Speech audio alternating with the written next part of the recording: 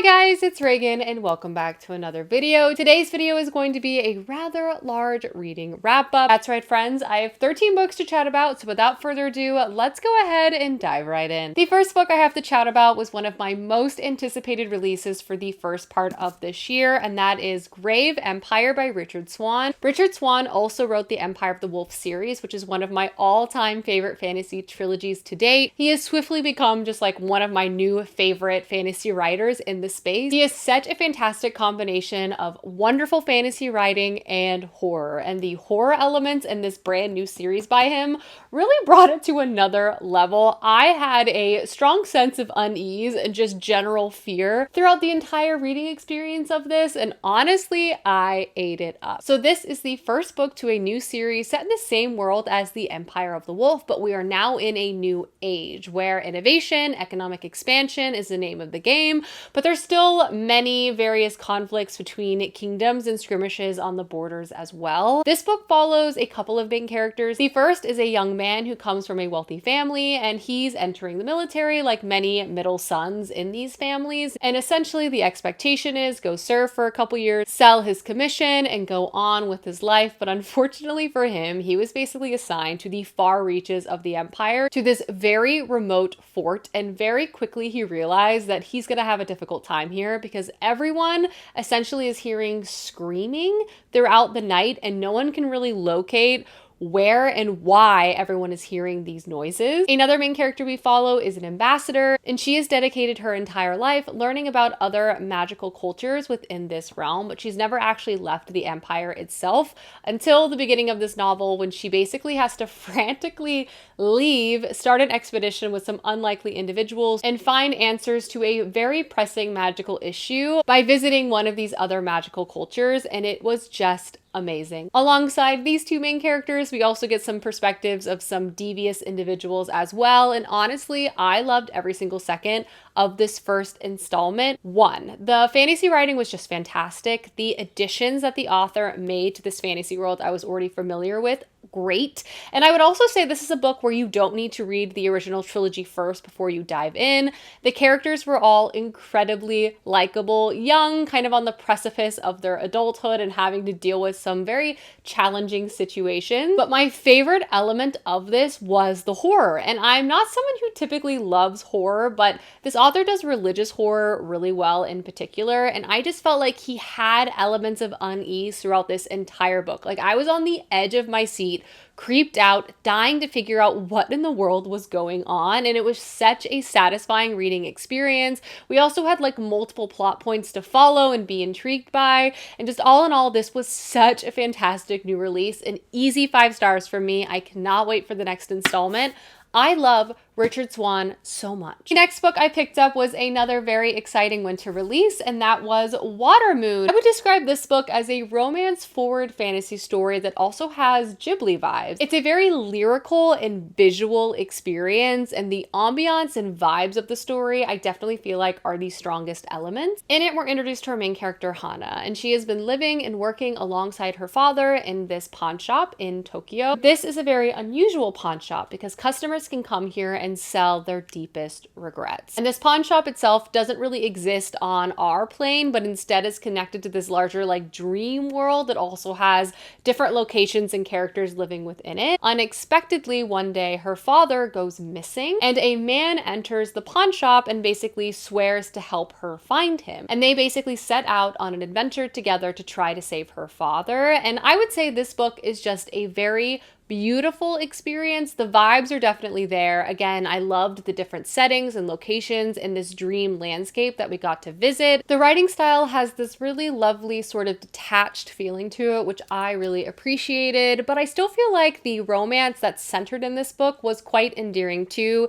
It definitely has an element of insta-love, but I think given the other elements, it personally worked for me. It follows two characters going on personal journeys, obviously a journey together, confronting elements like family and what they want out of life. For the most part, I really enjoyed this book. I felt like it was pretty effective overall, and I would give it like a 3.75, 4 stars. The next book I picked up was What the River Knows by Isabel Ibanez, and this is a YA fantasy story, and honestly, I loved it. This was so much fun and such a quick read, and really reminded me again of like what elements of YA I love so much. But this follows our main character Inez, and Inez is a young, beautiful socialite living in Argentina, and she seemingly has everything that she could possibly want, except one thing, that her parents, who she loves dearly, are often abroad exploring their passion in archaeology and in ancient Egypt, meaning they're basically not home for over 6 months out of the year. At the beginning of this novel, Inez receives the tragic news of her family's passing, and she decides that she's going to find out what in the world happened. Very determined and will not take no for an answer, Inez basically travels from South America to Egypt to meet her uncle and force answers out of him, resulting in her joining this expedition into the deserts of Egypt and also working alongside a very handsome British young man. And honestly, the twist and turn of this plot were truly delightful. I had so much fun reading this. First and foremost, I do have a special interest in archaeology. So the fact that this book centered not only the uncovering of lost history, but also the preservation and the protection of that history was something I just really enjoyed. Two, I found the main character incredibly endearing. She's spunky, she's young, she's passionate, and I was just like rooting for her along the way.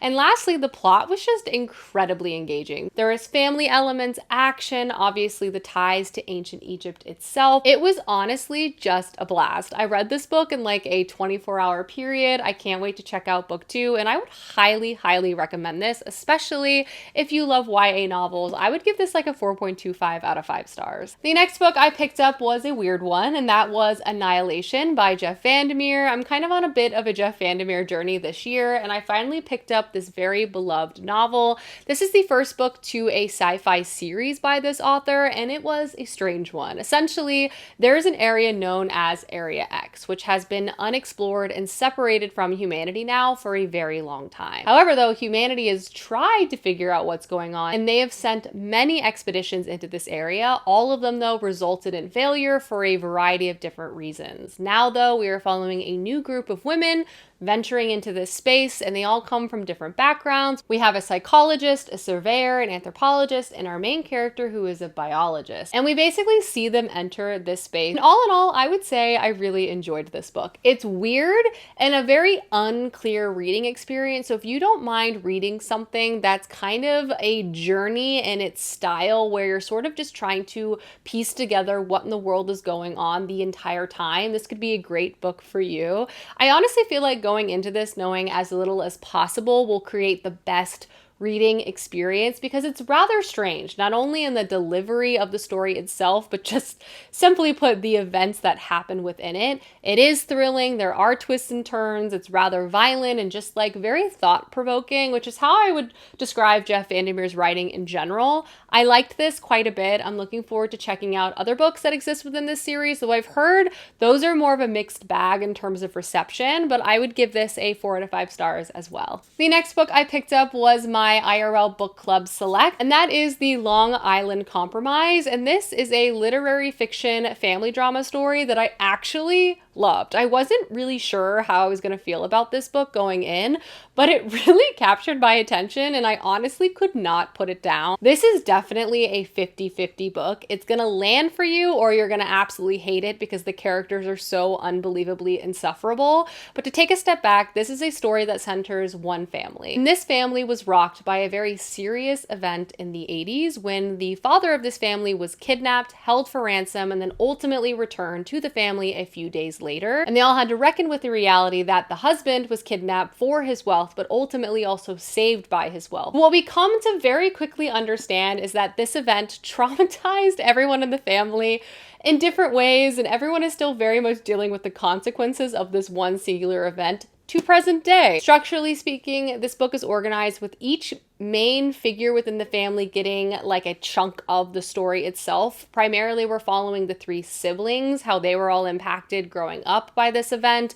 We also read from the grandmother and the mother's point of view too, and it is just shenanigans. Like, if you love really screwed up, really over the top families, this could be a great read. I found it to be hilarious, shocking, unputdownable. The writing style is kind of like stream of consciousness as well. And the experience of living in some of these characters' heads is truly a wild time. I'll just say that. It really, really worked for me. I loved it quite a bit, and I would honestly give this book like a 4.5 out of 5 stars, maybe even 5 stars. Like, it was just crazy. The next book I picked up was The Whisperwix, The Labyrinth of Lost and Found by Jordan Lees. I was struggling a bit with a reading slump about midway through last month, so I decided to turn to an old faithful success story for me, which is to pick up a very well-loved middle grade fantasy story, and I'm very happy to report The Whisperwix was wonderful. I adored this book so much. It is everything I love about middle grade and then add some to it. The setting was so original. The characters were lovable. I was laughing. I was crying. It was just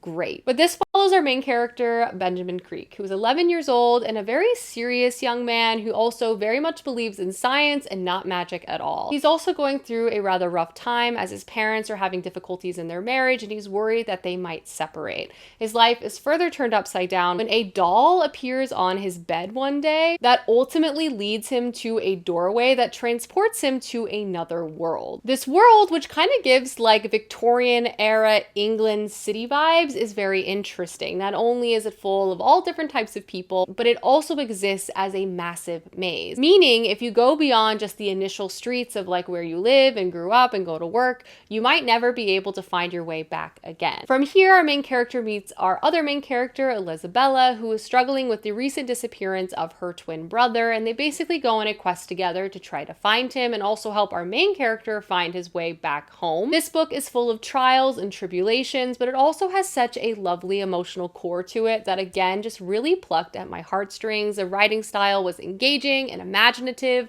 It was whimsical and thoughtful, like again a truly perfect middle grade story. If you love this genre, you need to read this book because I loved it. 5 out of 5 stars. The next book I picked up was The Echo Wife. Again, I was looking for a quick and exciting read, so I decided to check out this sci-fi thriller. On the surface, this book has a very strong and interesting concept. Basically, we follow our main character, Evelyn, and she is a very famous and successful scientist, and she's also created the ability to make clones. And one day, Evelyn receives a phone call from an individual she wasn't expecting to ever hear from. Her name is Martine, who is a clone of her that her ex-husband made. And Martine lets her know that her ex-husband is now dead. And they basically have to work together to try to figure out what to do from there.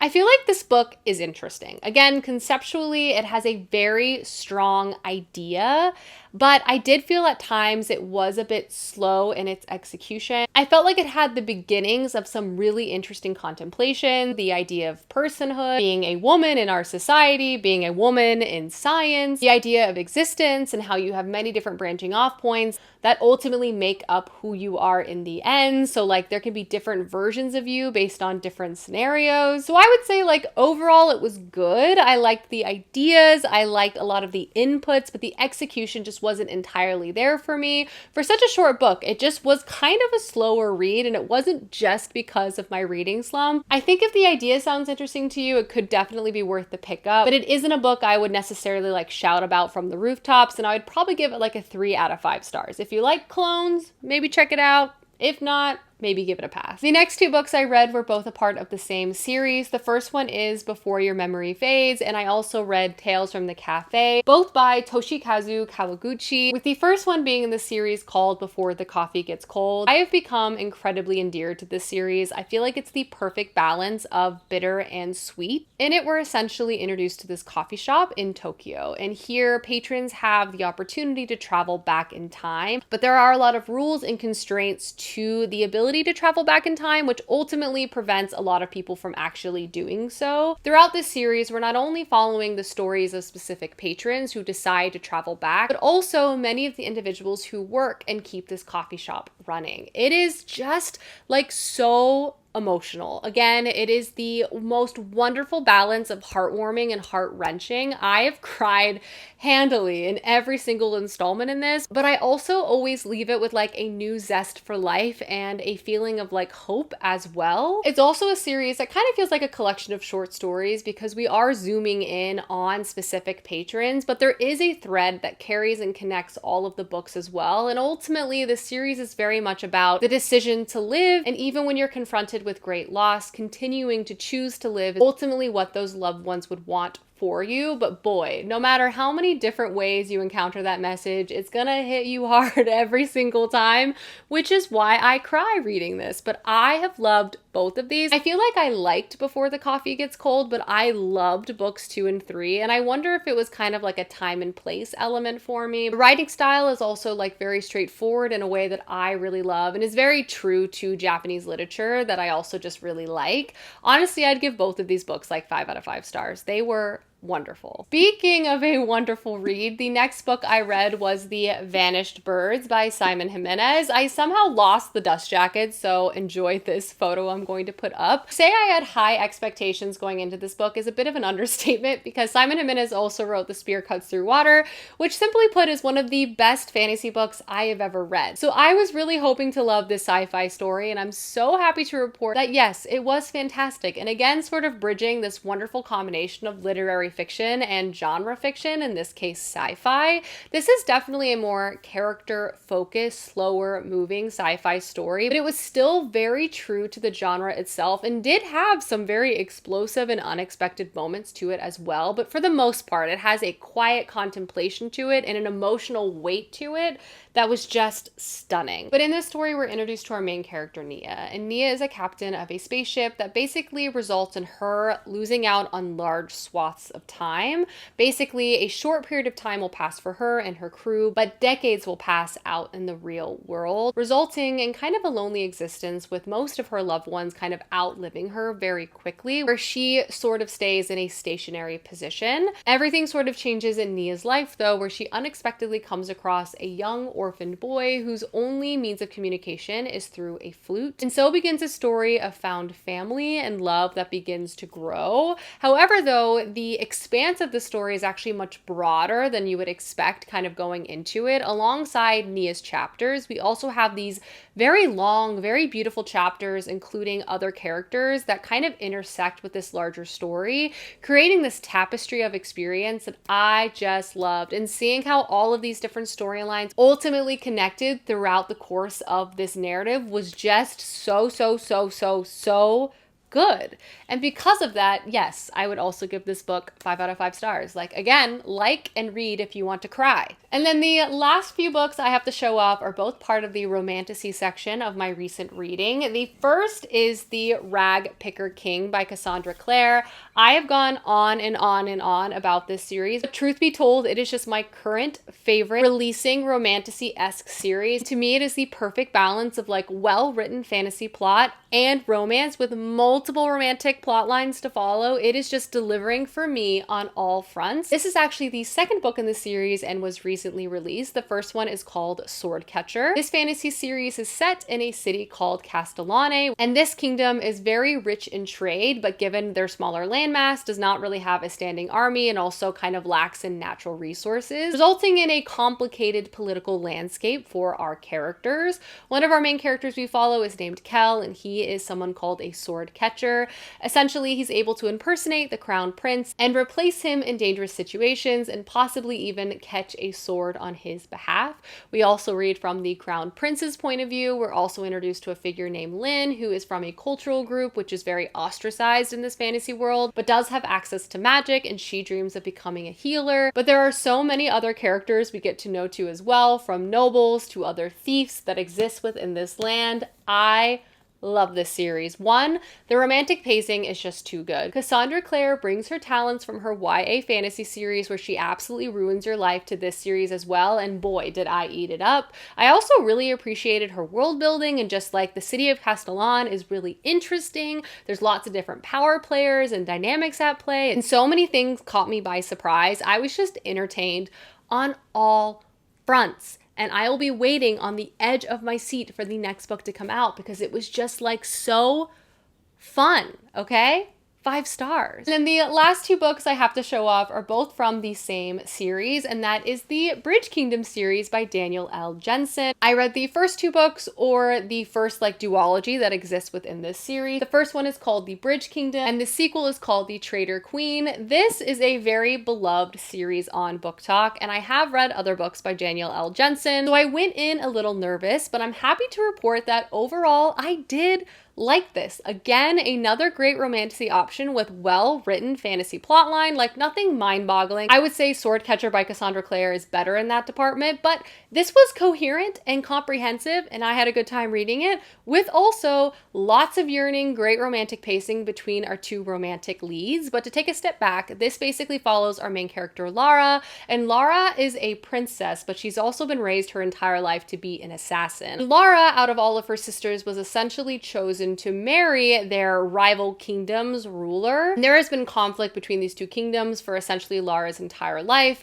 This kingdom controls this bridge, which stifles trade, resulting in not enough resources getting to Lara's homeland. She is supposed to marry him for peace, but she actually has other plans, and she actually intends to assassinate him. Dun dun dun. Obviously, things get very complicated as she's confronted with new information, a figure she wasn't expecting to like, and everything begins to fall apart from there. Here's the thing. I feel like over the course of this entire duology, the author is able to keep the plot fresh. She introduced lots of new elements over the course of things, creating conflict that was not only entertaining, but also realistic. So everything sort of moved in a satisfying way. There was no weird conflict that was dragged on for so long to create forced separation between our main characters. Like, everything that the author introduced felt logical to me, which honestly is all I can ask. Again, it wasn't the best fantasy plotline execution I've ever read. Honestly, it was good enough and I had a good time, and that's truly all I'm looking for within my romantasy series. We also had point of view chapters from the male lead as well. His name is Aaron, and I didn't find being in his mind too annoying, which I honestly find to be a rather rare experience for me. Like, usually when I have to read male POV chapters in romantasy books, I want to rip out my eyeballs,